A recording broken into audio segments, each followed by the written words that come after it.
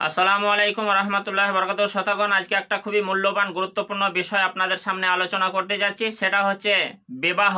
আজকে সাধারণত আমরা মহিলাদের বিবাহ করি কয়েকটা গুণ দেখে, সেটা হাদিসে আমার রসুল আপনার রসুল মোহাম্মদ রসুল্লাহ সাল্লাল্লাহু আলাইহি ওয়াসাল্লাম কি বলেছেন সেই জিনিসটা একটু খেয়াল করব, দেখে নেব। আপাতত যাদের বিয়ে হয়নি তারা প্রত্যেকে ভিডিওটা দেখব।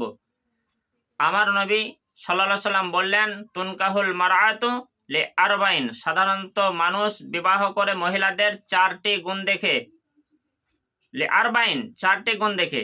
তো চারটি গুণের মধ্যে চারটি গুণের কথা আপনাদের বলছি, একটু ধ্যান মন দিয়ে শুনুন। 1 নম্বর গুণ হচ্ছে লে মালিহা, তার ধন সম্পদ দেখে, সে ধনী না গরিব, বড়লোক মালদার এইসব দেখে।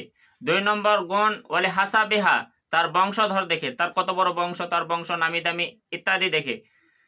3 নম্বর গুণ হচ্ছে ওলে জামালিহা, সেই মহিলাটা সৌন্দর্য, দেখতে সুন্দরী এরকম দেখে তাদের বিবাহ করে। আর 4 নম্বর গুণ হচ্ছে ওয়ালে দিন হা, তার দিন ধর্ম সে আবেদা বটে কিনা ইত্যাদি দেখে।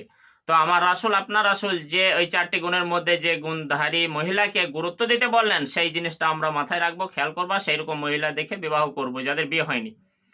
ফাজফার বেজাতি দিন ওয়া তারিবাত এদাকা, ওই 4 নম্বর গুণের যারা রয়েছে আপাতত দিনওয়ালা, ধার্মিক, দিনদারি, ইমানদারি, পরেজগারি, ওই মহিলা বেশি গুরুত্ব দিতে হবে আর ওই মহিলাকে বিবাহ করতে হবে, বাকিগুলিকে ত্যাগ করতে হবে।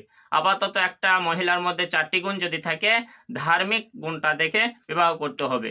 মালদার বটে কিনা সে দেখা দরকার নেই, বংশ বড় ছোট সে দেখা দরকার নেই, সুন্দরী বটে কিনা সে দেখা দরকার নেই, ধার্মিক বটে কিনা এইটা আমাকে প্রথমেই খেয়াল করতে হবে।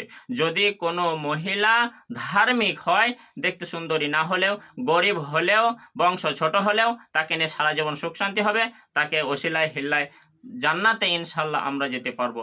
আর সেই মহিলা যদি মালদার হয়, সুন্দরী হয় এবং বংশ বড় হয়, ধার্মিক না হয়, তাকে বিয়ে করে পরকালে কিছু আমরা অর্জন করতে পারবো না। তো আপাতত যাদের বিয়ে হয়নি তারা প্রত্যেকে ভিডিওটা দেখে এই হাদিসটির ওপর আমল করবে ইনশাআল্লাহ। আসসালামু আলাইকুম ওয়া রাহমাতুল্লাহি ওয়া বারাকাতুহু।